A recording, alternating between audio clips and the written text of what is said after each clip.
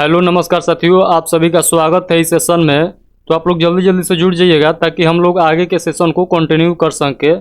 तो जो new student है मैं उनको बतलाता हूं कि आज हम लोग जो पढ़ने वाले हैं ये आरपीएफ का प्रैक्टिस सेट है और प्रैक्टिस सेट में जो भी क्वेश्चन है ये सब प्रीवियस ईयर क्वेश्चन है। तो आप लोग देख भी सकते हैं कि जो जो ये पूछा हुआ है। तो देखिए 17/1/2019 को ये थर्ड शिफ्ट में पूछा गया क्वेश्चन है। तो आप लोग देख सकते हैं यहाँ से जो कांस्टेबल का एग्जाम हुआ था 2019 में, उसी में ये थर्ड शिफ्ट में पूछा गया था 17/1/2019 को। तो अगर आप लोगों ने इसका फर्स्ट और सेकंड पार्ट नहीं देखा है, यानी हम लोगों ने 2 पेपर ऑलरेडी लगा चुके हैं जीएस का, तो अगर आप लोग नहीं देखे हैं तो जाइए चैनल को प्ले लिस्ट में मिल जाएगा, तो वहाँ से जरूर देख लीजिएगा। तो चलिए हम लोग इस सेशन को स्टार्ट करते हैं। तो पहला क्वेश्चन पढ़िएगा, उससे पहले मैं आप लोग को थोड़ा जूम कर दूँ ताकि आप लोग को जो है स्पष्ट क्वेश्चन नज़र आए। तो उसके बाद आप लोग पढ़िएगा। और आप लोग को सेशन अच्छा लगता है तो आप लोग वीडियो को शेयर ज़्यादा कीजिए ताकि और भी स्टूडेंट के पास ये जो प्रैक्टिस सेट है ये पहुंच जाए, ताकि उनको भी पता चले कि कैसा एग्जाम में क्वेश्चन आता है आरपीएफ कांस्टेबल और एसआई के। तो चलिए हम लोग देखते हैं पहला क्वेश्चन। तो पहला क्वेश्चन पढ़िएगा, आप लोग कह रहे हैं इनमें से कौन सा विकल्प हवा की धूल और धुरी के कारण प्रकाश के फैलाव की घटना को उजागर करता है। तो आप लोग को बतलाना है इस क्वेश्चन का राइट आंसर। तो इस क्वेश्चन का जो राइट आंसर हो जाएगा ये हो जाएगा टिंडल प्रभाव। टिंडल प्रभाव यानी ऑप्शन नंबर ए इस क्वेश्चन का राइट आंसर हो जाएगा। तो हम लोगों ने इस क्वेश्चन का व्याख्या भी देखेंगे, जैसे कि हर क्वेश्चन में देखते चले आ रहे हैं, तो इस क्वेश्चन में भी हम लोग व्याख्या देखेंगे। तो जो क्वेश्चन हम लोग देखेंगे उसका व्याख्या देखेंगे। व्याख्या से क्या होता है कि हम लोग का जो होता है जो डाउट रहता है मन में इस क्वेश्चन से लेकर, वो डाउट व्याख्या के अनुसार क्लियर हो जाता है। तो व्याख्या जरूर देखना चाहिए क्वेश्चन लगाते समय। तो चलिए पढ़िए, कर जब प्रकाश किरण कुल पृथ्वी के वायुमंडल में उपस्थित शून्य कणों से टकराता है तो किरण पुंज का मार्ग जो होता है दिखाई देने लगता है। तो इसे टिंडल प्रभाव कहते हैं। और उदाहरण के तौर पर आप लोग देख सकते हैं जंगल में कुहासे में धूल सूक्ष्म बूंदों द्वारा प्रकाश का प्रकीर्णन, तो ये उसका उदाहरण हो जाएगा। तो आप लोग देख लीजिएगा। चलिए हम लोग आगे के क्वेश्चन को देखते हैं। अगला क्वेश्चन पढ़िए, क्वेश्चन नंबर 2 है, कह रहा है निम्नलिखित में से किस समिति को चालुक्य अर्थशास्त्र समिति कहा जाता है। तो आप लोग बतलाइएगा निम्नलिखित में से किस समिति को चालू अर्थशास्त्र समिति कहा जाता है। तो आप लोग बतलाइएगा इस क्वेश्चन का राइट आंसर क्या हो जाएगा। तो इस क्वेश्चन का राइट आंसर आप लोग बतलाइएगा अनुमानित समिति। अनुमानित समिति को चालू अर्थव्यवस्था समिति के नाम से भी जाना जाता है। तो ये बात आप लोग याद रखिएगा। तो चलिए हम लोग व्याख्या देखते हैं। कर रहा है चालुक्य अर्थशास्त्र समिति संसद के माध्यम से सरकार द्वारा प्राप्त किए गए धन के व्ययों के अनुमान की जाँच पड़ताल करती है। तो ये बात याद रखिए। कर रहा है यह अस्थायी मितव्ययी समिति के रूप में कार्य करती है, इसे अनुमानित समिति भी कहा जाता है। तो इतना पॉइंट आप लोग याद रखिएगा। चलिए हम लोग आगे क्वेश्चन पढ़ते हैं। अगला क्वेश्चन है बैडमिंटन खेल निम्नलिखित में से किस शब्द से संबंधित है। तो जो बैडमिंटन खेल है ये किससे संबंधित है। तो आप लोग बताइएगा, ऑप्शन के अकॉर्डिंग आप लोग को इसका आंसर देना है। तो ये हो जाएगा ड्रॉप। ड्रॉप जो है, ड्रॉप जो लिखा गया है ये बैडमिंटन खेल से संबंधित है। तो ये बात आप लोग याद रखिएगा। तो चलिए हम लोग इसका व्याख्या देख लेते हैं। कह रहा है ड्रॉप शब्द बैडमिंटन से संबंधित है। इस शॉट में गेंद को अपेक्षाकृत धीरे मारा जाता है, जिसमें गेंद नेट के ठीक ऊपर और करीब गिरे। यह रणनीति रूप से एक हिट है। तो ये बात भी आप लोग याद रखिएगा। चलिए हम लोग इसी प्रकार से अगला क्वेश्चन को देखते हैं। अगला क्वेश्चन देखिए, कर रहा है राष्ट्रपति राज्य मानवाधिकार आयोग के सदस्यों को किसकी सिफारिश पर हटा सकता है। तो आप लोग को बतलाना है जो राष्ट्रपति होते हैं ये राज्य मानवाधिकार आयोग के सदस्यों को किसकी सिफारिश पर हटा सकता है। तो आप लोग बतलाइएगा किसके सिफारिश पर हटा सकता है। तो इस क्वेश्चन का राइट आंसर बतलाइएगा। तो इस क्वेश्चन का राइट आंसर आप लोग बताइए क्या हो जाएगा। तो देखिए कर राष्ट्रपति राज्य मानवाधिकार के सदस्यों को राज्यपाल की सिफारिश पर हटाता है। तो देखिए यहाँ पर राज्यपाल है, तो इस क्वेश्चन का जो राइट आंसर हो जाएगा राज्यपाल हो जाएगा। तो इस क्वेश्चन का जो राइट आंसर बताइएगा राज्यपाल हो जाएगा। राज्य मानवाधिकारी आयोग के अध्यक्ष एवं अन्य सदस्यों की नियुक्ति राज्यपाल द्वारा विशेष समिति के सिफारिश पर की जाती है। तो ये पॉइंट भी आप लोग को ध्यान देना है कि राज्यपाल द्वारा विशेष समिति के सिफारिश पर की जाती है। तो ये बात याद रखिएगा। अगला बात है, कर राज्य मानवाधिकार 3 सदस्यीय निकाय हैं, जिसमें 2 सदस्य व 1 अध्यक्ष होता है। तो ये बात भी याद रखिएगा। अगला कर है आयोग द्वारा विकल्प ए को सही माना गया है। तो हम लोग देख लेते हैं क्वेश्चन को। विकल्प ए आयोग द्वारा सही माना गया है। तो देखिए क्या होता है ना कि क्वेश्चन जो होता है हम लोग याद करते हैं कुछ और, लेकिन आयोग जो है आयोग को कुछ और मानता है उसका आंसर। तो इस क्वेश्चन का आंसर जो आयोग माना है ये ऑप्शन नंबर ए आयोग ने माना है। तो इस पर क्वेश्चन पर दोनों ऑप्शन पर डाउट हो जाता है, लेकिन हम लोग जो याद करते हैं ये याद करते हैं राज्यपाल, लेकिन ये जो है आरपीएफ द्वारा आरपीएफ का क्वेश्चन है, तो आप लोग याद करिएगा अध्यक्ष, क्योंकि यहाँ पर जो आरपीएफ का ही एग्जाम है इसको क्या माना गया है, तो अध्यक्ष को राइट आंसर मानता है, तो आप भी इसको राइट आंसर मान लीजिएगा। आरपीएफ के एग्जाम दीजिएगा तब, अन्य एग्जाम दीजिएगा तो आप लोग ऑप्शन नंबर बी को राइट आंसर मानिएगा, तो आप लोग दोनों याद रखिएगा। तो चलिए हम लोग आगे क्वेश्चन को देखते हैं। अगला क्वेश्चन देखिए कर है, निम्नलिखित राजवंशों में से किसने सीजेरियन शैली की वास्तुकला का परिचय दिया था, तो आप लोग को बतलाना है वो कौन सा वंश है, जो राजवंश है जो इसे परिचय दिया था, यानी बतलाना है वास्तुकला का परिचय दिया था। तो इस क्वेश्चन का राइट आंसर आप लोग बताइएगा क्या हो जाएगा। तो इस क्वेश्चन का राइट आंसर आप लोग बताइएगा क्या हो जाएगा, तो जल्दी से बतलाइए, हम आपके सामने इसका व्याख्या ला देते हैं। तो बताइए इस क्वेश्चन का राइट आंसर क्या हो जाएगा। तो इस क्वेश्चन का राइट आंसर आप लोग बताइएगा चालुक्य वंश की भारतीय शाही राजवंश था, तो आप लोग क्या बताइएगा, शाही राजवंश हो जाएगा, यानी ऑप्शन नंबर बी में जो लिखा गया था शाही राजवंश, तो इस क्वेश्चन का ये आंसर हो जाएगा, यानी ऑप्शन नंबर बी हो जाएगा शाही राजवंश, जिसने 6वीं और 12वीं शताब्दी के बीच दक्षिणी और मध्य भारत के बड़े हिस्से पर शासन किया था, तो ये बात भी याद रखना है। इस वंश की स्थापना जो हुआ था पुलकेशिन प्रथम ने 543 ईस्वी में की थी, तो ये पॉइंट भी आप लोग याद रखिएगा। और चालुक्य वंशीय शासकों ने सीजेरियन शैली वास्तुकला का परिचय दिया था, तो ये बात भी याद रखिएगा। तो अगला है, ज्ञातव्य है कि चोल वंश दक्षिण भारत का राजवंश है, जिसकी स्थापना जो है विजयालय ने की थी, तो ये बात भी याद रखिएगा। तो इस क्वेश्चन का चोल वंश का दक्षिण भारत का राजवंश है कौन सा, तो ज्ञातव्य, तो आप लोग इसे भी याद रखिएगा। चलिए हम लोग आगे के क्वेश्चन को पढ़ते हैं।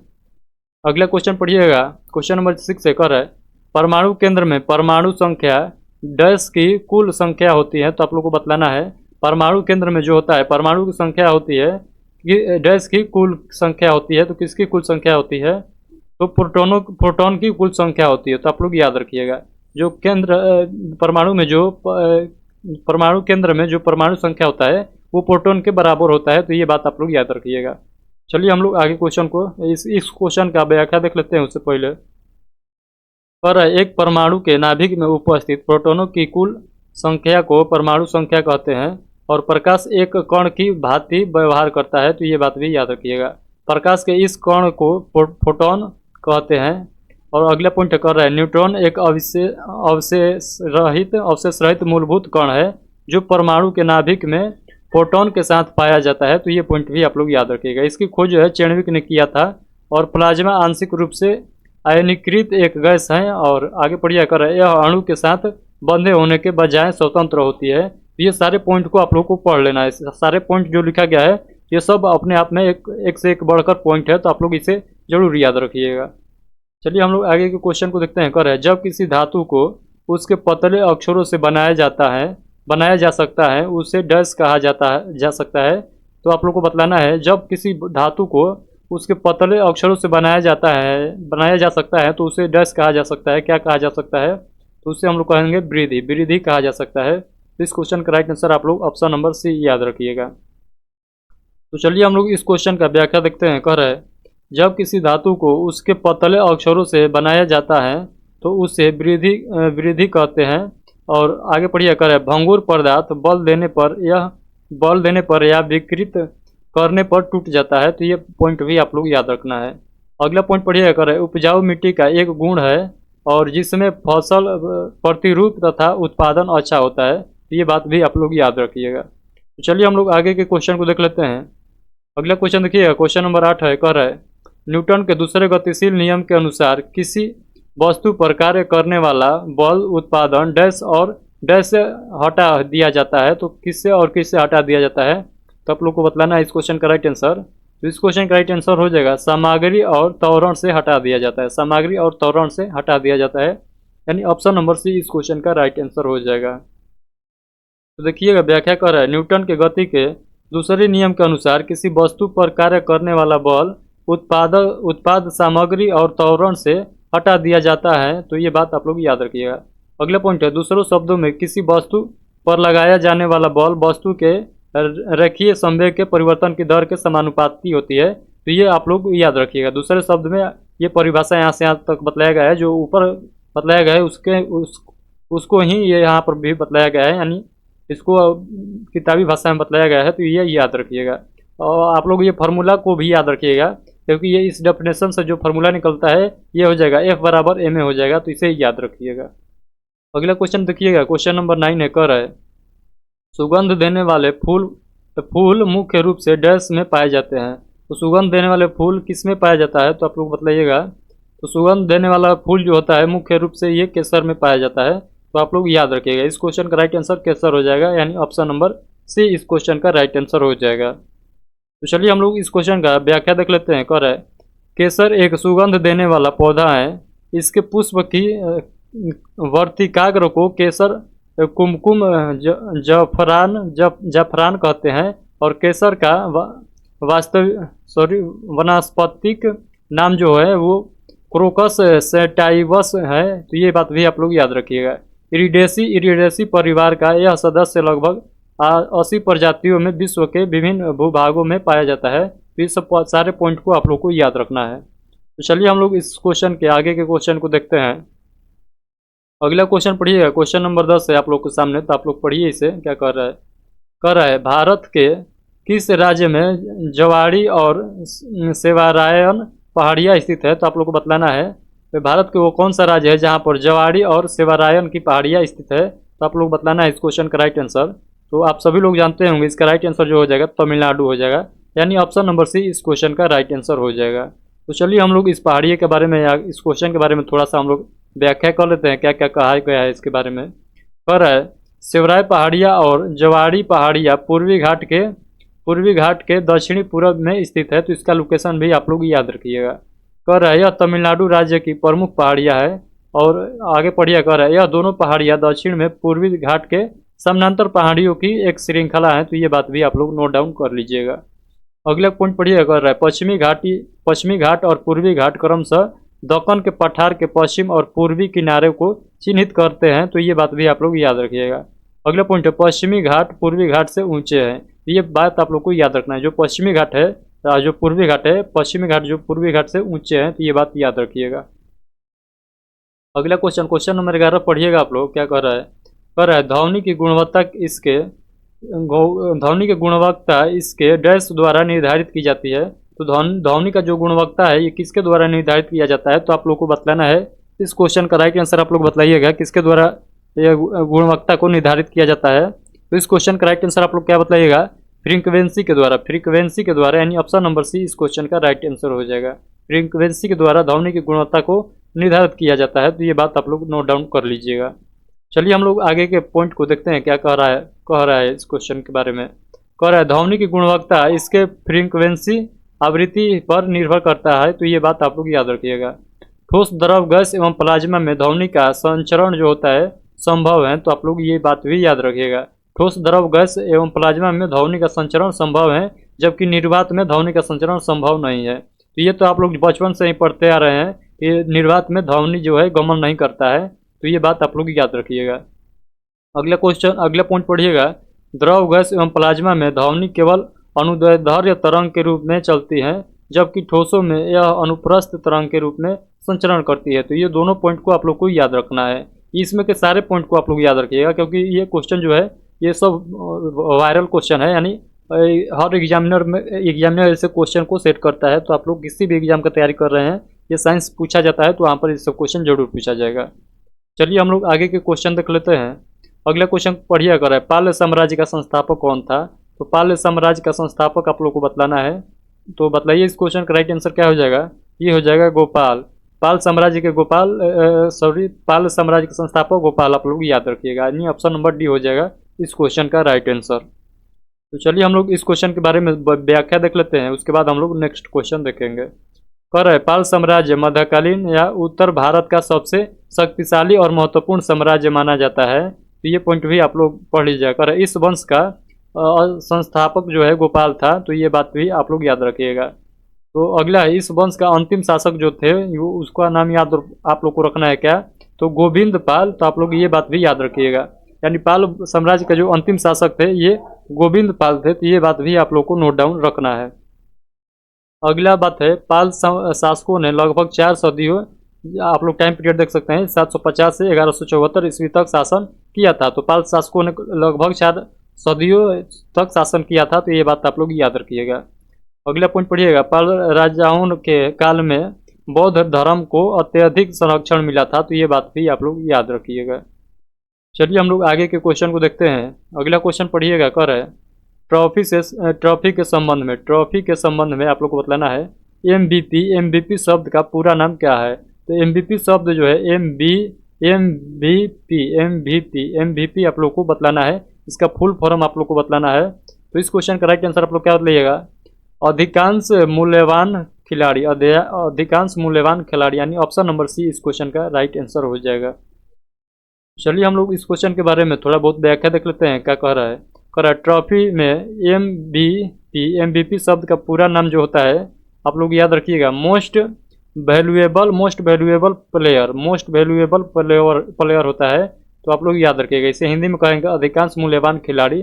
और आगे पढ़िए, कह रहे हैं सबसे मूल्यवान खिलाड़ी हैं, और सबसे मूल्यवान खिलाड़ी एक प्रशंसा या पुरस्कार है, तो ये बात भी याद रखिएगा। जो गेम चेंजिंग उत्कृष्टता के लिए पहचाने जाते हैं ये लोग, तो ये बात भी आप लोग याद रखिएगा। तो चलिए हम लोग आगे के क्वेश्चन को देखते हैं। अगला क्वेश्चन पढ़िएगा, क्वेश्चन नंबर 14 है, क्या कह रहा है मिलिंद पनहो पाठ किससे संबंधित है। तो आप लोग को बतलाना है ये जो मिलिंद पनहो पाठ लिखा गया है ये किस धर्म से संबंधित है। तो आप लोग बतलाइएगा इस क्वेश्चन का राइट आंसर। ये जो हो जाएगा ये बौद्ध धर्म से संबंधित है, तो आप लोग याद रखिएगा। यानी इस क्वेश्चन का right answer option number A होगा, ये आप लोग याद रखिएगा। इसका हम लोग व्याख्या देख लेते हैं। कह रहा है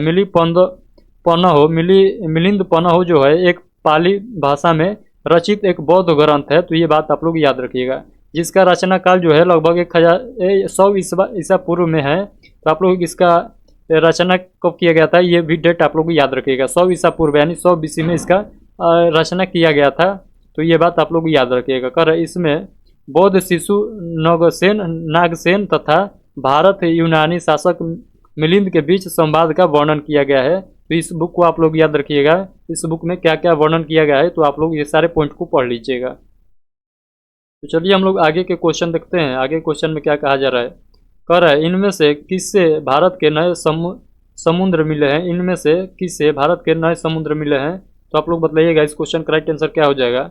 इस क्वेश्चन का राइट आंसर बतलाइएगा आप लोग। तो इस क्वेश्चन का राइट आंसर आप लोग जल्दी से बताइए क्या हो जाएगा।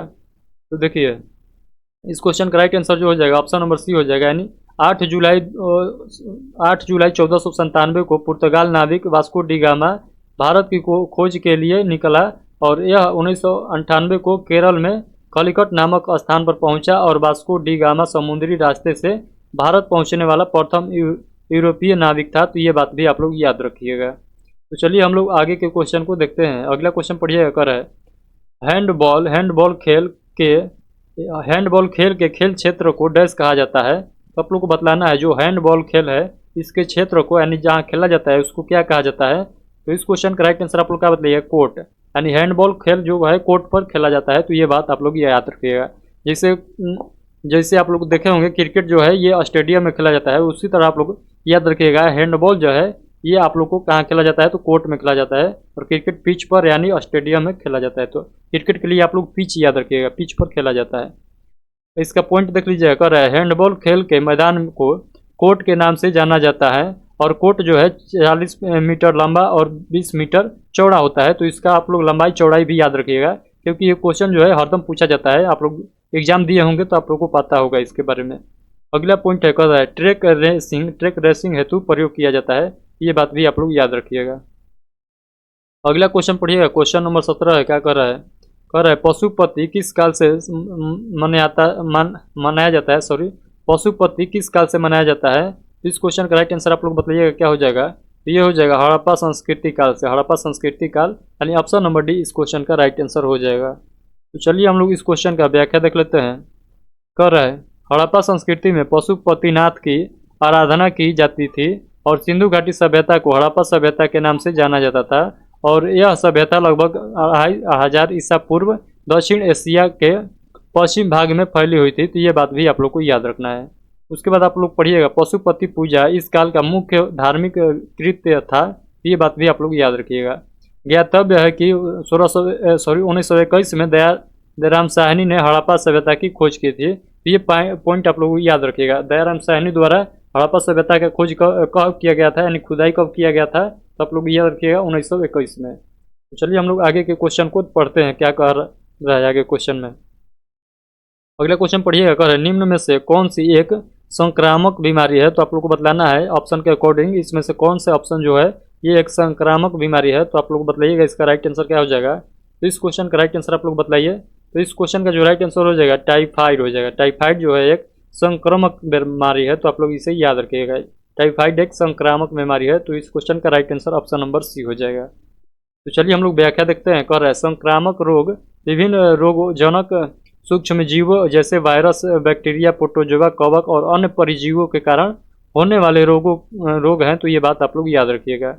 टाइफाइड साल्मोनेला बैक्टीरिया से फैलने वाला एक गंभीर बीमारी है, तो ये पॉइंट भी आप लोग याद रखिएगा। अगला पॉइंट है यह खाने पीने के माध्यम से शरीर में प्रवेश करता है और इसे बचाव हेतु प्रभाव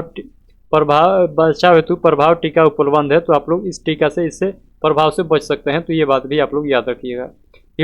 हीमोफीलिया एवं कैंसर, गठिया संक्रामक रोग नहीं है, तो ये बात भी आप लोग याद रखिएगा। हीमोफीलिया और कैंसर जो है ये संक्रामक बीमारी नहीं है, तो ये बात याद रखिएगा। तो चलिए हम लोग आगे के क्वेश्चन को देखते हैं।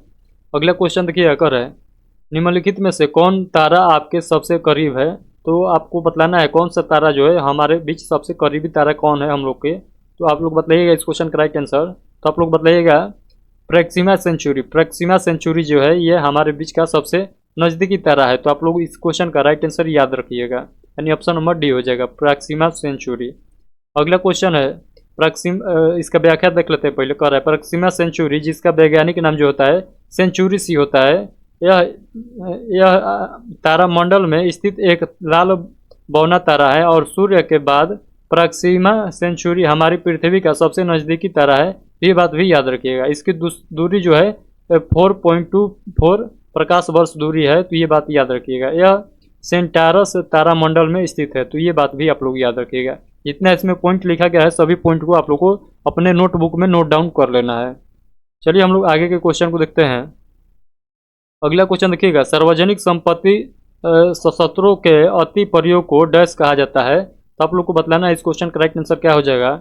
तो इस क्वेश्चन का राइट आंसर क्या कहा जाता है, तो सार्वजनिक स्रोतों की त्रासदी कहा जाता है। ऑप्शन नंबर बी इस क्वेश्चन का राइट आंसर हो जाएगा, यानी सार्वजनिक संपत्ति स्रोतों के अति प्रयोग को सार्वजनिक स्रोतों की त्रासदी कहा जाता है। तो ये बात आप लोग याद रखिएगा। तो हम लोग इस क्वेश्चन के बारे में थोड़ा बहुत व्याख्या देखेंगे, उसके बाद हम लोग नेक्स्ट क्वेश्चन पर बढ़ेंगे। सार्वजनिक संपत्ति स्रोतों के अति प्रयोग से सार्वजनिक स्रोतों की अति दोहन हो जाता है, जिससे भविष्य में संसाधनों की कमी हो जाती है। तो ये बात आप लोग याद रखिएगा। और सार्वजनिक संपत्तियों के संरक्षण के लिए लोक संपत्ति नुकसान निवारण अधिनियम जो 1984 में लागू किया गया था, ये पॉइंट भी आप लोग याद रखिएगा। तो आप लोग को सेशन पसंद आ रहा होगा तो आप लोग वीडियो को लाइक कर दीजिएगा, क्योंकि आप लोग लाइक करते हैं तो उसी से हम लोग को जो है एक अलग से एनर्जी मिलता है आप लोग को सेशन को कंटिन्यू कराने के लिए। तो आप लोग लाइक जरूर कर दीजिएगा। तो चलिए हम लोग आगे क्वेश्चन पढ़ते हैं। अगला क्वेश्चन पढ़िए, कर है संसद के संयुक्त सत्र का संचालन करने के लिए अध्यक्ष के रूप में अनुपस्थित रहते हुए सत्र का संयोजन कौन करता है। तो आप लोग को बतलाना है इस क्वेश्चन का राइट आंसर। इस क्वेश्चन का राइट आंसर आप लोग बताइएगा। मैं आप लोग के सामने ऑप्शन प्रस्तुत कर देता हूं, तो लीजिए आप लोग के सामने ऑप्शन आ गया है। तो आप लोग बताइए इस क्वेश्चन का राइट आंसर क्या हो जाएगा। तो इस क्वेश्चन का राइट आंसर जो हो जाएगा लोकसभा उपाध्यक्ष इस क्वेश्चन का राइट आंसर हो जाएगा। तो चलिए हम लोग पढ़ लेते हैं इसका पॉइंट का क्या क्या कह रहा है। पर संसद के संयुक्त सत्र की अध्यक्षता जो है लोकसभा अध्यक्ष द्वारा किया जाता है। तो यहाँ पर उपाध्यक्ष क्यों लिखा है। संसद के संयुक्त सत्र की अध्यक्षता जो है लोकसभा के अध्यक्ष द्वारा किया जाता है। तो यहाँ पर ऊपर काट लीजिए जाएगा, यहाँ लोकसभा अध्यक्ष हो जाएगा। तो लोकसभा अध्यक्ष इसमें केन्यू नहीं दिया है, तो इसका राइट आंसर जो हो जाएगा लोकसभा अध्यक्ष होगा। जैसे कि हम भी पढ़े हैं, तो इसका राइट आंसर जो बनेगा लोकसभा अध्यक्ष बनेगा। यहाँ पर उपाध्यक्ष कर दिया गया है, तो ये आप लोग को नहीं करना है। लोकसभा अध्यक्ष की अनुपस्थिति में लोकसभा का उपाध्यक्ष संयुक्त अधिवेशन की अध्यक्षता करता है और उपाध्यक्ष की अनुपस्थिति में राज्यसभा का उपसभापति संयुक्त अधिवेशन की अध्यक्षता करता है और संयुक्त सत्र का आहन जो है राष्ट्रपति द्वारा किया जाता है। तो आप लोग एक बार क्वेश्चन को पढ़ लीजिएगा, इस पर थोड़ा बहुत डाउट लग रहा है हमको, इस क्वेश्चन को आप लोग पढ़िएगा और इसका जो राइट आंसर होगा आप लोग कमेंट बॉक्स में बता दीजिएगा, ताकि और सब बच्चों को जो है इसका राइट क्लियर आंसर पता चल सके, क्योंकि यहाँ पर हम भी कंफ्यूज हो गए हैं। आगे के विश्लेषण में हमने देखा तो फिर से बोल रहा है कि लोकसभा उपाध्यक्ष ही होगा। तो इस क्वेश्चन का आप लोग बताइएगा क्या होगा, कमेंट बॉक्स में जरूर बता दीजिएगा। चलिए हम लोग आगे के क्वेश्चन को देखते हैं। अगला क्वेश्चन पढ़िएगा क्या कह रहा है पैरालंपिक में स्वर्ण पदक जीतने वाले पहले भारतीय कौन थे? तो आप लोग को बताना है जो पैरालंपिक गेम है इसमें स्वर्ण पदक जीतने वाले प्रथम भारतीय कौन है। तो आप लोग बताइएगा इस क्वेश्चन का राइट आंसर क्या हो जाएगा। तो ये हो जाएगा मरियप्पन थंगावेलु, यानी ऑप्शन नंबर बी में जो लिखा गया है इस क्वेश्चन का right answer option number B हो जाएगा। तो चलिए हम लोग इस क्वेश्चन का व्याख्या पढ़ लेते हैं। कर है मरियप्पन थंगावेलु दक्षिण भारत उच्च जंपर, जिसे ऊंच कूद भी कहते हैं, रियो डी जेनेरियो में आयोजित 2016 ग्रीष्मकालीन पैरालंपिक खेलों में स्वर्ण पदक जीता था। तो ये बात भी आप लोग याद रखिएगा, कब जीता था पहला पदक स्वर्ण पदक। तो आप लोग 2016 में ग्रीष्मकालीन जब पैरालंपिक हो रहा था तो उस समय। अगला पॉइंट है कर है मेरी कॉम भारत मुक्केबाज है। मेरी कॉम जो है भारतीय मुक्केबाज है, यह मणिपुर की निवासी है। दीपा मार्कर जो है भारतीय जिम्नास्टर है और हिमा दास एक भारतीय धावक है। तो ये बात भी आप लोग याद रखिएगा। ये ऑप्शन का यहाँ पर विश्लेषण किया गया है, जो 3 बाकी ऑप्शन है उसके बारे में यहाँ पर बतला दिया गया है। तो चलिए हम लोग आगे के क्वेश्चन को पढ़ते हैं। अगला क्वेश्चन पढ़िए, कह रहा है कोशिका के विभिन्न विभाजन में जन कोशिकाओं की तैयारी के लिए एक मूल कोशिका को डैश में विभाजित किया जाता है। तो किसमें विभाजित किया जाता है? तो आप लोग बतलाइएगा 2 समान भाग में विभाजित किया जाता है, यानी 2 समान में विभाजित किया जाता है। चलिए हम लोग इसका व्याख्या पढ़ते हैं। कर है कोशिका के विभाजन में जनन कोशिका एक मूल कोशिका को 2 समान कोशिकाओं में विभाजित किया जाता है कहती है। तो आप लोग याद रखिएगा। और कोशिका शरीर की मूल इकाई है, तो ये आप लोग याद रखिएगा। जो कोशिका है हमारे शरीर की मूल इकाई है, तो इसे भी आप लोग याद रखिएगा। इसकी खोज जो है रॉबर्ट हुक द्वारा किया गया था। किसका? तो कोशिका की खोज आप लोग याद रखिएगा, रॉबर्ट हुक द्वारा कोशिका की खोज किया गया था। और तंत्रिका कोशिका मानव शरीर की सबसे बड़ी कोशिका है, ये बात भी याद रखिएगा। तंत्रिका कोशिका जो है ये मानव शरीर की सबसे बड़ी कोशिका है, ये बात आप लोग याद रखिएगा। तो चलिए हम लोग आगे के क्वेश्चन को देखते हैं। अगला क्वेश्चन देखिए, कर है नाट्य शास्त्र के लेखक कौन है? तो नाट्य शास्त्र के लेखक आप लोग को बतलाना है कौन है। तो नाट्य शास्त्र के लेखक आप लोग सभी लोग जानते हैं भरत मुनि, यानी नाट्य शास्त्र के लेखक भरत मुनि हो जाएंगे। जो पुराने स्टूडेंट है वो जानते होंगे, क्योंकि ये क्वेश्चन जो है बार बार रिपीट हो रहा है, हर प्रैक्टिस सेट में हमको देखने को मिल रहा है। तो ये क्वेश्चन जो है ये आप लोग याद रखिएगा। अगला पॉइंट है इसका, कर है नाटकों के संबंध में मूल सूचना तथा शास्त्रीय जानकारी नाट्यशास्त्र में उपलब्ध है। तो आप लोग ये पॉइंट याद रखिएगा। और नाट्यशास्त्र के रचयिता जो है ये भरत मुनि है, और भरत मुनि का जीवन काल जो है 400 ईसा पूर्व से 100 ईस्वी तक के मध्य था। तो आप लोग ये बात भी याद रखिएगा, 400 ईसा पूर्व से 100 ईसा के बीच मध्य में अज्ञात था। इसका अज्ञात यहाँ पर लिखा गया है, इसका करेक्ट जो है डाटा हमको पता नहीं है, तो यहाँ पर अनुमानित लगाया गया है। अगर आप लोग को पता होगा तो आप लोग देख लीजिएगा, गूगल कर लीजिएगा, तो वहाँ से सही जानकारी इसका मिल जाएगा। अगला है सरगंद देव भारत के संगीत शास्त्रीय थे। तो ये बात भी आप लोग याद रखिएगा, जिन्होंने संगीत रत्नाकर महत्वपूर्ण ग्रंथ की रचना की थी। ये बात भी आप लोग याद रखिएगा। चलिए हम लोग आगे के क्वेश्चन को पढ़ते हैं। आगे के क्वेश्चन पढ़िएगा, कंटिन्यू करें। अंतर राज्य परिषद किस मंत्रालय के अंतर्गत आता है? तो आप लोग बताइएगा जो अंतर राज्य परिषद है ये किस मंत्रालय के अंतर्गत आ जाएगा। तो इस क्वेश्चन का राइट आंसर आप लोग बताइएगा, गृह मंत्रालय के अंतर्गत आ जाएगा। कौन? अंतर राज्य परिषद। तो ये बात आप लोग याद रखिएगा।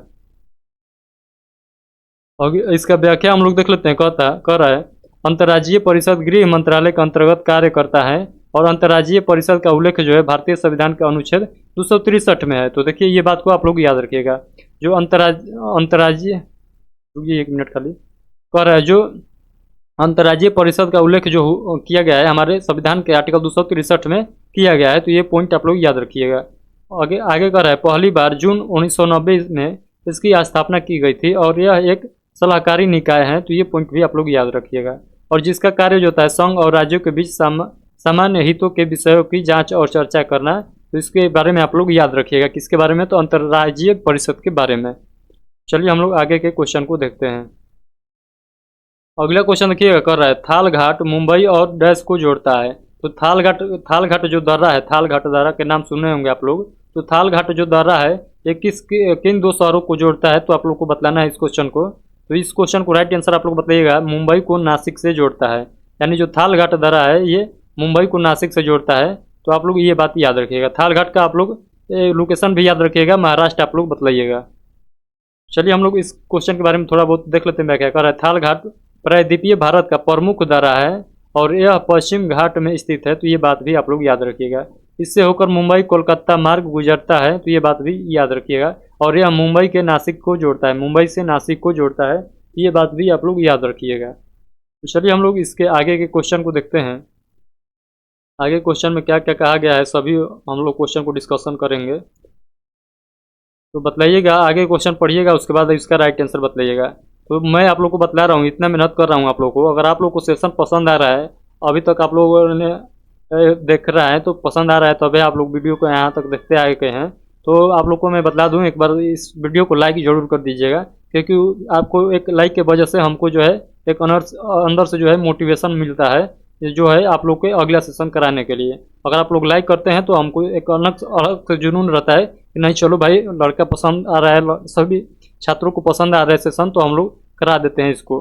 तो आप लोग लाइक जरूर कर दीजिएगा। चलिए अगला क्वेश्चन पढ़िएगा। कर रहे हैं, निम्नलिखित में से कौन क्रिकेट विश्व कप से संबंधित नहीं है। तो आप लोग को बतलाना है इस ऑप्शन में से कौन जो ऑप्शन है वो क्रिकेट विश्व कप से संबंधित नहीं है। तो आप लोग बतलाइएगा वो कौन सा इसमें राइट आंसर हो जाएगा, कौन सा कप हो जाएगा। तो इस क्वेश्चन का राइट आंसर आप लोग क्या बतलाइएगा, कॉलिंग कप। कॉलिंग जो कप है ये क्रिकेट से संबंधित नहीं है। तो इस क्वेश्चन का right answer option number B हो जाएगा। कॉलिंग कप जो है ये फुटबॉल से संबंधित है। तो ये बात आप लोग याद रखिएगा। और क्रिकेट से आप लोग याद रखिएगा, हरदम क्वेश्चन पूछा जाता है ये सब, तो ये सब आप लोग याद रखिएगा। इसको मैं थोड़ा सा कलर चेंज करता हूँ। तो देखिए ईरानी कप, रणजी ट्रॉफी और देवधर ट्रॉफी, ये सब तीनों ट्रॉफी आप लोग याद रखिएगा, क्रिकेट से संबंधित है। जबकि कॉलिंग कप जो याद रखना है आप लोग को, कॉलिंग कप से संबंधित है, तो आप लोग बतलाइएगा फुटबॉल से संबंधित है। तो ये बात आप लोग को चारों ऑप्शन को आप लोग को याद रखना है। तो चलिए हम लोग इसके आगे के पॉइंट को पढ़ते हैं। यह भारत के ओडिशा राज्य में प्रति वर्ष आयोजित होने वाला एक प्रतिष्ठित फुटबॉल टूर्नामेंट है जो ईरानी कप, रणजी ट्रॉफी एवं देवधर ट्रॉफी जो है ये क्रिकेट प्रतियोगिता से संबंधित है। तो ये मैं आप लोग को बतला दिया हूँ ऊपर ही, तो आप लोग याद रखिएगा। तो चलिए हम लोग आगे के क्वेश्चन को देखते हैं। तो आगे क्वेश्चन आप लोग पढ़िएगा, थोड़ा मैं इसका पेन कलर चेंज कर देता हूँ। चलिए आगे क्वेश्चन पढ़िएगा आप लोग। क्वेश्चन नंबर 28 से कर रहा है, पुरुषों में कौन से सेक्स जीन मौजूद होता है। यानी पुरुषों में आप लोग को बतलाना है कौन सा क्रोमोसोम पाया जाता है, कौन कौन होता है, तो आप लोग को बतलाना है। तो इस क्वेश्चन का राइट आंसर आप लोग क्या बतलाइएगा, पुरुष में जो होता है वो XY होता है। तो आप लोग इसे याद रखिएगा। और महिलाओं में क्या होता है, तो XX होता है। तो आप लोग याद रखिएगा इस दोनों क्वेश्चन का, ये दोनों पॉइंट को आप लोग याद रखिएगा। तो चलिए मैं आप लोग को बतलाता हूँ, इसका व्याख्या आप लोग को मैं थोड़ा दिखाता हूँ। इस क्वेश्चन का राइट आंसर आप लोग XY याद रखिएगा। पुरुषों का जो होता है सेक्स जीन जो होता है XY होता है। तो देखिए महिलाओं में 2 X गुणसूत्र होते हैं, तो मैं बतलाया हूँ दोनों XX होता है। तो ये बात भी आप लोग याद रखें। जबकि पुरुषों में एक X और एक Y होता है। तो आप लोग ये बात भी याद रखिएगा। एक सामान्य मनुष्य में 46 गुणसूत्र होते हैं। तो आप लोग से जोड़ी में भी पूछता है तो कितने जोड़ी गुणसूत्र पाया जाता है मनुष्य में, तो आप लोग बतलाइएगा 23 जोड़ी गुणसूत्र पाया जाता है। यानी टोटल 46 गुणसूत्र पाया जाता है। और गुणसूत्रों को मानव के आनुवांशिक गुणों का वाहक माना जाता है। तो ये बात भी याद रखिएगा। इनमें से दो जोड़े जिन अलिंग गुणसूत्र के रूप में जाना जाता है। तो देखिए इसका कहने का मतलब मैं बतलाता हूँ, जो अंतिम के दो गुणसूत्र होता है, जिससे मेल का जो हो गया XY और फीमेल का XX। तो देखिए जो X और Y मिलेगा, जो फीमेल का X और मेल का Y मिलेगा तो लड़का पैदा होगा, और जो मेल का X और फीमेल का भी X मिलेगा तो लड़की पैदा होगी। तो ये बात आप लोग को दोनों पॉइंट को याद रखना है। अगला पॉइंट आप लोग पढ़िएगा। अगला क्वेश्चन नंबर 29 से कर है, भारत, बेल्जियम और स्पेन में किस प्रकार के संघीय शासन का उपयोग किया जाता है। तो आप लोग बतलाइएगा इस क्वेश्चन का राइट आंसर क्या हो जाएगा। इस क्वेश्चन का राइट आंसर आप लोग बतलाइएगा संघीय रूप से प्रशासित विधि। संघीय रूप से प्रशासित विधि यानी ऑप्शन नंबर सी इस क्वेश्चन का राइट आंसर हो जाएगा। चलिए हम लोग इस क्वेश्चन का व्याख्या देख लेते हैं।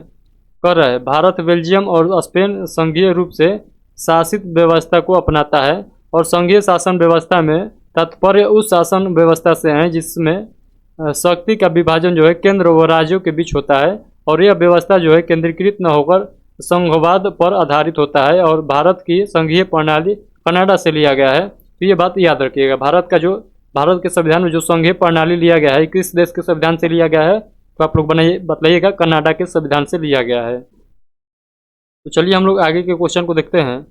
आगे क्वेश्चन पढ़िएगा क्या कह रहा है निम्नलिखित में से किस शासक ने पाटलिपुत्र की स्थापना की थी। तो आप लोग को बतलाना है वो कौन से शासक हो जाएंगे जो पाटलिपुत्र की स्थापना किया था। तो इस क्वेश्चन का राइट आंसर आप लोग बताइएगा। तो पाटलिपुत्र का स्थापना आप सभी लोग जानते होंगे अजातशत्रु द्वारा किया गया था। तो पाटलिपुत्र शहर का स्थापना अजातशत्रु द्वारा किया गया था। तो चलिए हम लोग इस क्वेश्चन का व्याख्या देख लेते हैं। है पाटलिपुत्र भारत का प्राचीन शहर है और जिसकी स्थापना जो हुआ था 5वीं शताब्दी ईसा पूर्व में मगध के राजा जो अजातशत्रु थे उनके द्वारा किया गया था और इसके पुत्र उदयन ने इसे मगध की राजधानी बनाया था। तो ये दोनों पॉइंट को आप लोग याद रखिएगा। उदयन ने जो है मगध की राजधानी पाटलिपुत्र किसने बनाया था, ये क्वेश्चन पूछ सकता है। तो आप लोग बताइएगा उदयन ने। तो इस क्वेश्चन का आप लोग याद रखिएगा। चलिए हम लोग आगे पढ़ते हैं। कर है यह पहली शताब्दी ईसा पूर्व तक बना रहा और वर्तमान में पटना है। तो वर्तमान में इसका नाम जो है पाटलिपुत्र का पटना हो गया है और पाटलिपुत्र के स्थान पर नवीन शहर है। तो आप लोग ये बात भी याद रखिएगा। चलिए हम लोग आगे के क्वेश्चन को देख लेते हैं। अगला क्वेश्चन पढ़िएगा। कर रहा है भारत की आकस्मिक निधि किस अनुच्छेद के तहत आती है। तो आप लोग को बतलाना है भारत का जो आकस्मिक निधि है ये किस अनुच्छेद में इसके बारे में कहा गया है, तो इस किस अनुच्छेद के तहत आती है। तो आप लोग बताइएगा इस क्वेश्चन का राइट आंसर। तो इस क्वेश्चन का राइट आंसर बताइएगा आर्टिकल 267 यानी 267 आर्टिकल के तहत आकस्मिक निधि का अनुच्छेद है। तो आप लोग इसे याद रखिएगा।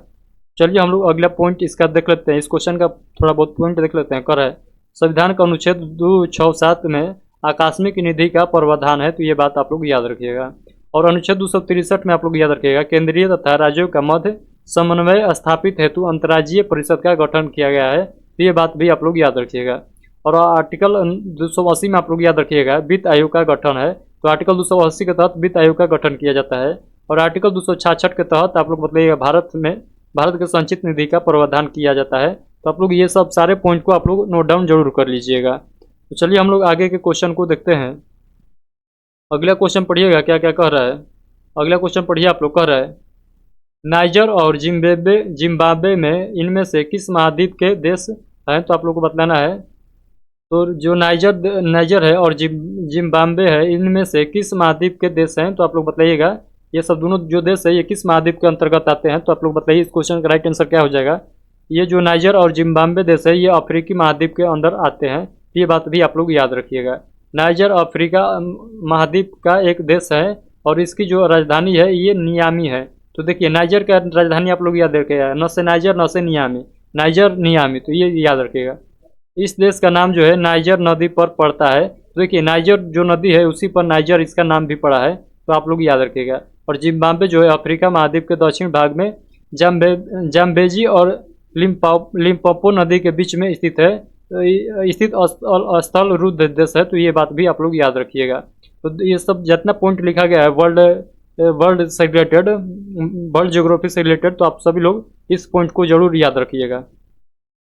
अगला क्वेश्चन पढ़िएगा आप लोग। अगला क्वेश्चन क्या कर रहा है राज्य मानवाधिकार आयोग का अध्यक्ष डैश हैं। तो आप लोग बतलाना है इस क्वेश्चन का राइट आंसर क्या आ जाएगा। यानी राज्य मानवाधिकार आयोग का अध्यक्ष कौन है। इस क्वेश्चन का राइट आंसर आप लोग क्या बताइएगा उच्च न्यायालय के सेनावृत्त मुख्य न्यायाधीश। यानी उच्च न्यायालय के सेनावृत्त मुख्य न्यायाधीश जो होते हैं ये राज्य मानवाधिकार के आयोग का अध्यक्ष बनते हैं। तो ये बात भी आप लोग याद रखिएगा। चलिए हम लोग इस क्वेश्चन के बारे में थोड़ा बहुत पढ़ लेते हैं।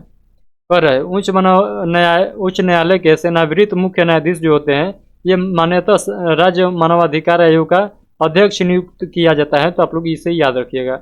और राज्य मानवाधिकार अध्यक्ष की नियुक्ति जो है मुख्यमंत्री की अध्यक्षता में गठित एक समिति जिसमें विधानसभा अध्यक्ष और गृह मंत्री व विधानसभा के विपक्ष के नेता सदस्य होते हैं और इनकी अनुशंसा पर राज्यपाल द्वारा की जाती है। तो ये बात आप लोग ये सारे बातों को आप लोग याद रखिएगा।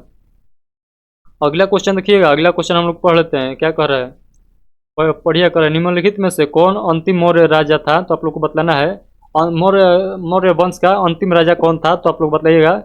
तो इस क्वेश्चन का राइट आंसर आप लोग बताइए कौन हो जाएंगे। तो अंतिम जो शासक हो जाएगा मौर्य वंश के, वो हो जाएंगे बृहद्रथ हो जाएंगे। यानी ऑप्शन नंबर ए इस क्वेश्चन का राइट आंसर हो जाएगा। बृहद्रथ इस क्वेश्चन का राइट आंसर हो जाएगा। चलिए हम लोग इसके क्वेश्चन के बारे में पढ़ लेते हैं। कर रहा है, बृहद्रथ मौर्य साम्राज्य का अंतिम शासक थे और इसने 1087 से 1085 ईसा पूर्व तक शासन किया था। तो इससे भी आप लोग याद रखिएगा। और इसका सेनापति जो है पुष्पमित्र शुंग ने इसकी हत्या कर शुंग वंश की स्थापना की थी। तो ये पॉइंट को आप लोग जरूर याद रखिएगा, यहाँ से तक आप लोग जरूर याद रखिएगा।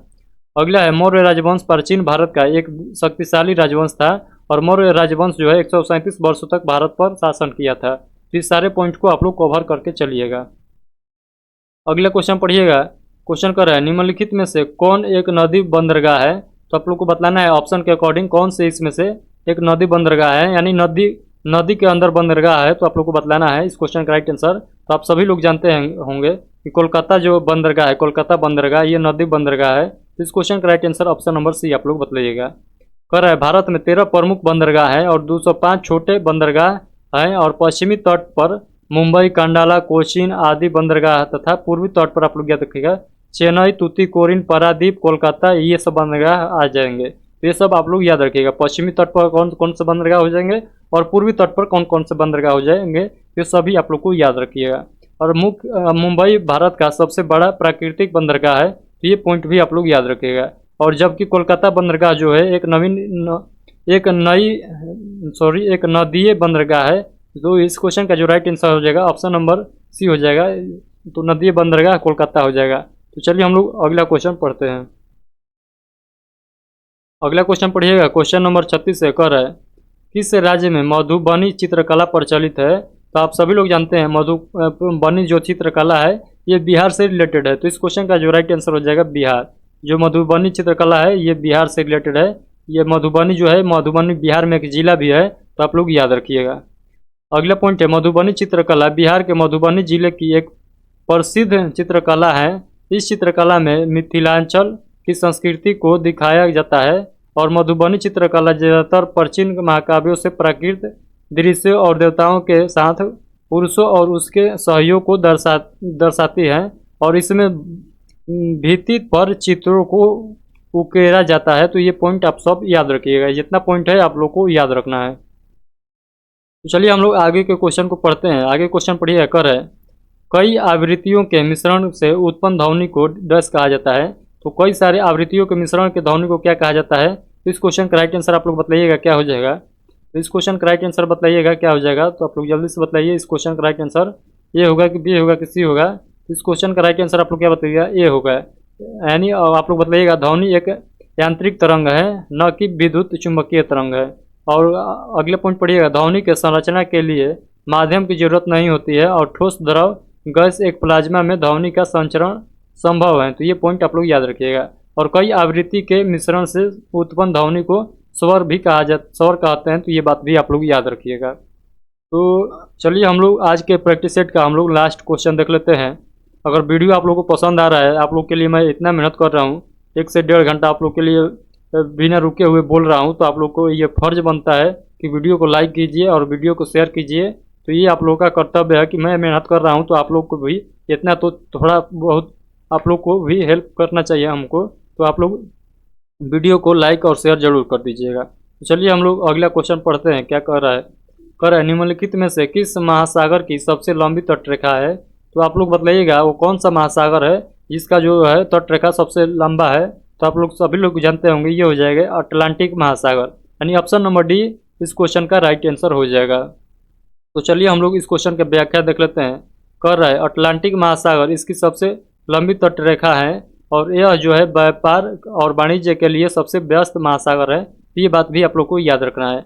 क्योंकि क्यों व्यस्त है, तो इसके समुद्री मार्ग 2 सबसे बड़े औद्योगिक क्षेत्रों को जोड़ता है, जैसे कि आर्कटिक महासागर सबसे छोटा महासागर है और उत्तरी ध्रुव इस महासागर के बीच में स्थित है। तो ये बात आप लोग याद रखिएगा। अंटार्कटिका जो है, अंटार्कटिका पृथ्वी का दक्षिणतम महाद्वीप है। तो ये बात भी याद रखना है। पृथ्वी का सबसे दक्षिण में कौन सा महाद्वीप है, तो आप लोग बताइएगा अंटार्कटिका महाद्वीप है, अंटार्कटिका महाद्वीप है। तो आगे पढ़िएगा, इसमें दक्षिण ध्रुव अंतर्निहित है, तो ये बात भी आप लोग याद रखिएगा। चलिए एक क्वेश्चन और शायद बच गया है, तो इसे भी हम लोग देख लेते हैं। यानी इस प्रैक्टिस सेट में जो था 39 क्वेश्चन था, यानी प्रीवियस ईयर आप लोग का जो 2019 में क्वेश्चन पूछा गया था, आप लोग जानते होंगे कि जो जीएस पे क्वेश्चन पूछा जाता है, ये 39 क्वेश्चन पूछा जाता है, तो ये बात आप लोग याद रखिएगा। कह रहे हैं 2011 की जनगणना के अनुसार भारत में शहरी जनसंख्या का प्रतिशत कितना था, तो आप लोग को बतलाना है 2011 की जनगणना के अनुसार जो भारत के शहरी जनसंख्या का प्रतिशत आप लोग को बतलाना है।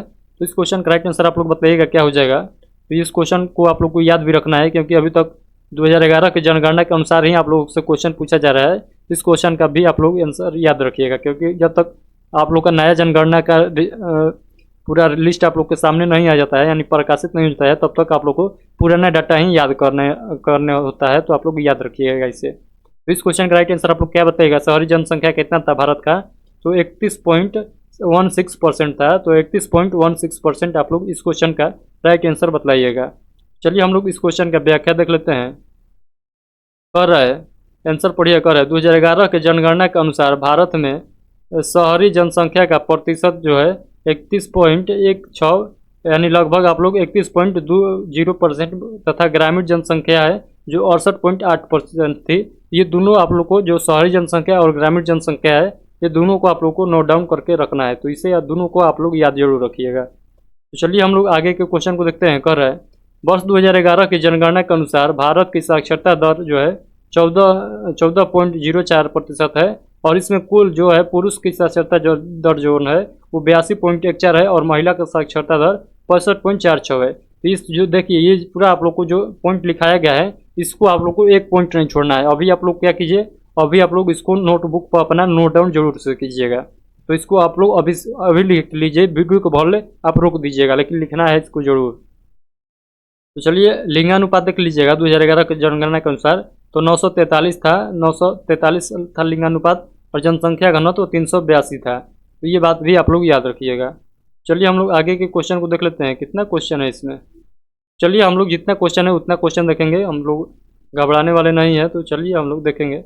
कर है केंद्रीय प्रशासनिक न्यायाधिकरण किस मंत्रालय के अधीन आता है, तो इसका राइट आंसर आप लोग बताइएगा। जो केंद्रीय प्रशासनिक न्यायाधिकरण किस मंत्रालय के अंतर्गत आ जाता है, तो इस क्वेश्चन का राइट आंसर आप लोग बताइएगा क्या हो जाएगा। तो इस क्वेश्चन का राइट आंसर आप लोग क्या बतलाइएगा, तो इस क्वेश्चन का राइट आंसर आप लोग जल्दी से बताइए क्या हो जाएगा। तो इस क्वेश्चन का जो राइट आंसर हो जाएगा कार्मिक मंत्रालय इस क्वेश्चन का राइट आंसर हो जाएगा। तो चलिए हम लोग अगले इस क्वेश्चन का हम लोग व्याख्या देख लेते हैं। कर है संविधान के अनुच्छेद 323 के 1 के तहत संसद ने वर्ष 1985 में प्रशासनिक अधिकरण अधिनियम पारित किया, और केंद्रीय प्रशासनिक न्यायाधिकरण कार्मिक मंत्रालय के अधीन आता है। तो ये बात याद रखिएगा। अगला पॉइंट है कार्मिक लोक शिकायत और पेंशन मंत्रालय भारत सरकार का एक जो है मंत्रालय है, जो कर्मियों के मामलों में विशेष रूप से भर्ती, प्रशिक्षण, कैरियर विकास, कर्मचारी कल्याण के साथ साथ सेवानिवृत्ति के बाद तक मुद्दों पर देख करता है। तो ये बात भी आप लोग याद रखिएगा।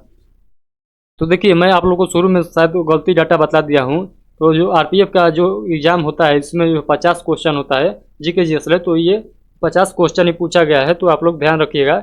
मैं यूपी पुलिस का बतला दिया था कि 38 से 39 क्वेश्चन पूछा जाता है, तो उसके लिए मैं सॉरी आप लोग से मांगता हूँ, क्योंकि जो हम लोग लगा रहे हैं ये आरपीएफ का प्रैक्टिस सेट है। तो आप लोग को शुरू में मैं बताया था कि आरपीएफ का प्रैक्टिस सेट है जो 2019 में पूछा गया था। तो आप लोग याद रखिएगा। चलिए हम लोग 50 क्वेश्चन देखेंगे इस प्रैक्टिस सेट में। कर रहा है निम्नलिखित में से कौन सा एक बांगर भरा हुआ क्षेत्र है, तो आप लोग को बतलाना है इस क्वेश्चन का राइट आंसर क्या हो जाएगा।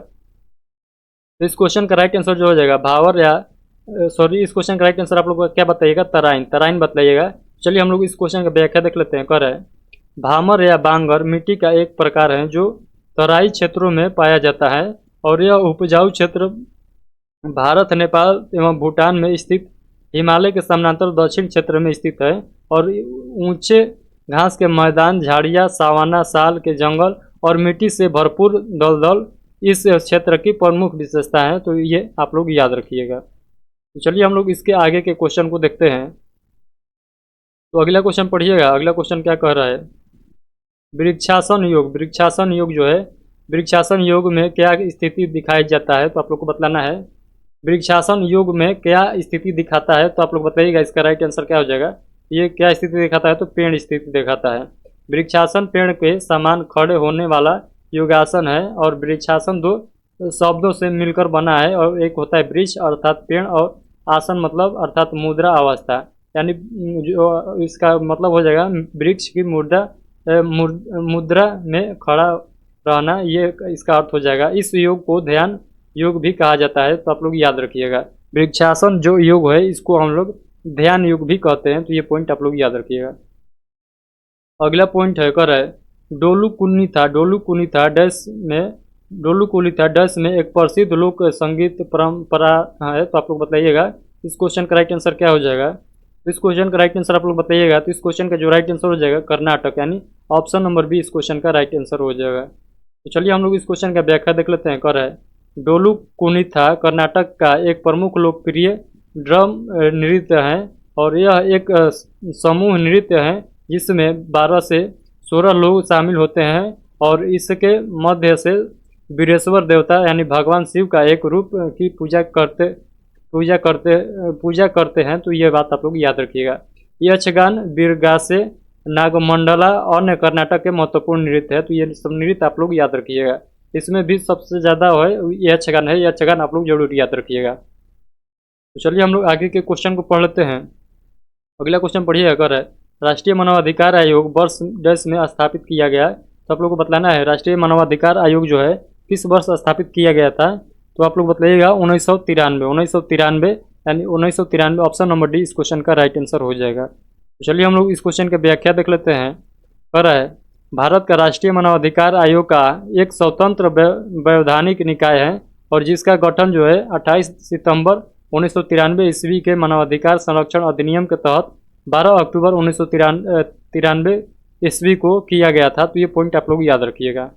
अगला पॉइंट पढ़िएगा। कर है यह एक बहुसदस्यीय संस्था है जिसमें एक अध्यक्ष, 5 पूर्णकालीन सदस्य तथा 2 डीम्ड सदस्य होते हैं, और आयोग के अध्यक्ष एवं अन्य सदस्यों का कार्यकाल जो होता है 5 वर्ष या 70 वर्ष दोनों में से कोई पूछ जाएगा तो उसका जो कार्यकाल है वो समाप्त हो जाएगा। तो आगे पॉइंट पढ़िए। कह वर्तमान में इसके अध्यक्ष जो है ये न्यायमूर्ति श्री अरुण मिश्रा है, तो ये बात भी आप लोग याद रखिएगा।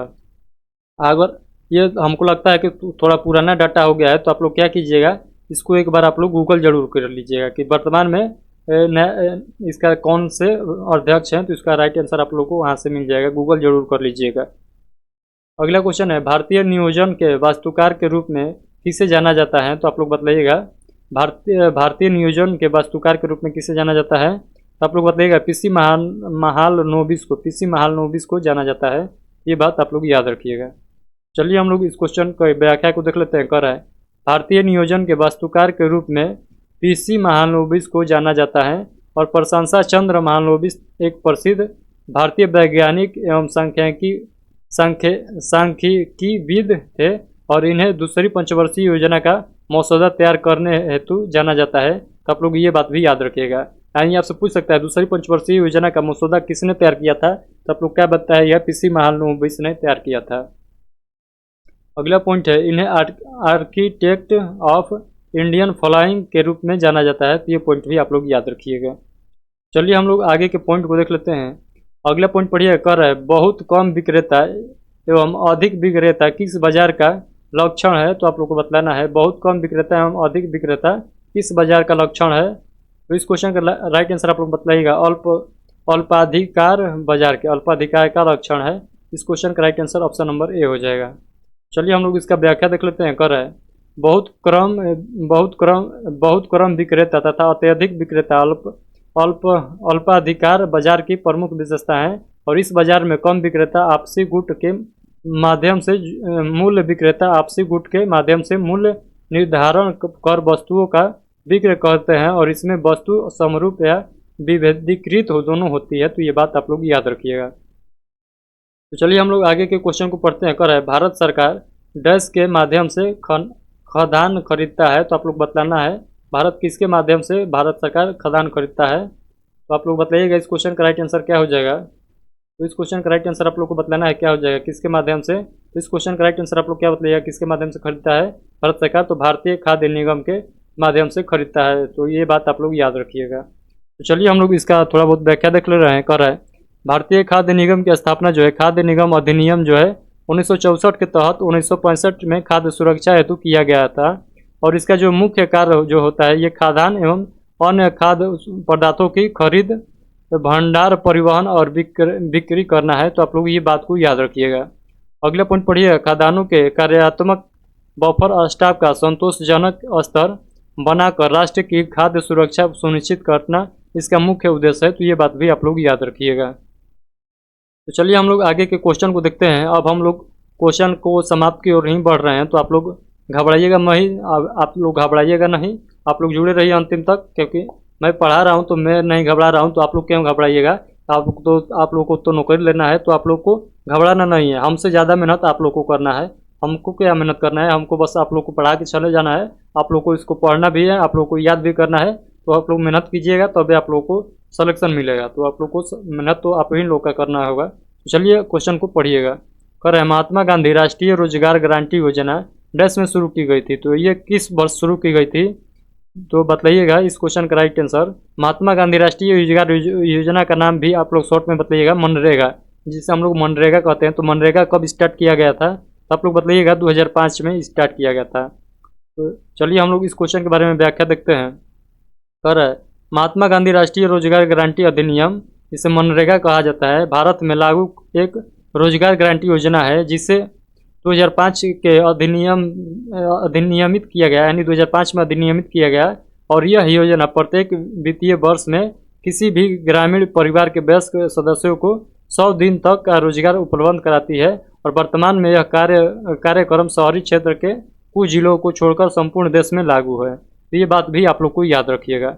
जो मनरेगा है, ये ग्रामीण जो मजदूर है उनके लिए 100 दिनों का ये रोजगार उपलब्ध कराती है। तो ये पॉइंट भी आप लोग याद रखिएगा। अगला क्वेश्चन है, कर सिकंदर ने भारत पर किस वर्ष आक्रमण किया था। तो आप सभी को पता होगा, सिकंदर ने जो आक्रमण किया था 326 बीसी में किया था, यानी 326 ईसा पूर्व में आक्रमण किया था सिकंदर ने। तो पढ़ लीजिएगा, सिकंदर ने भारत पर 326 ईसा पूर्व पर आक्रमण किया था। और पर्शिया पर अधिकार कर लेने के बाद सिकंदर ने भारत के उत्तरी पश्चिमी भाग पर आक्रमण किया और पोरस और सिकंदर के मध्य झेलम नदी के किनारे सुप्रसिद्ध जो नदी का नाम था वो विस्ता का युद्ध हुआ था, जिसे हाईटेपिज का युद्ध भी कहा जाता है। तो आप लोग याद रखिएगा, जिसमें पोरस की हार हुई थी और सिकंदर का जीत हुआ था। तो ये बात आप लोग याद रखिएगा। अगला पॉइंट है, सिकंदर 19 महीनों तक भारत में रहा और 325 ईसा पूर्व में सिकंदर और उसकी सेना पश्चिम की ओर लौट गई। तो ये बात भी आप लोग याद रखिएगा। तो चलिए हम लोग इस प्रैक्टिस सेट का आज का लास्ट क्वेश्चन देखते हैं, यानी क्वेश्चन नंबर 50 हम लोग देखेंगे। तो चलिए देख लेते हैं, उसके बाद आप लोग से मैं थोड़ा सा बात करूंगा।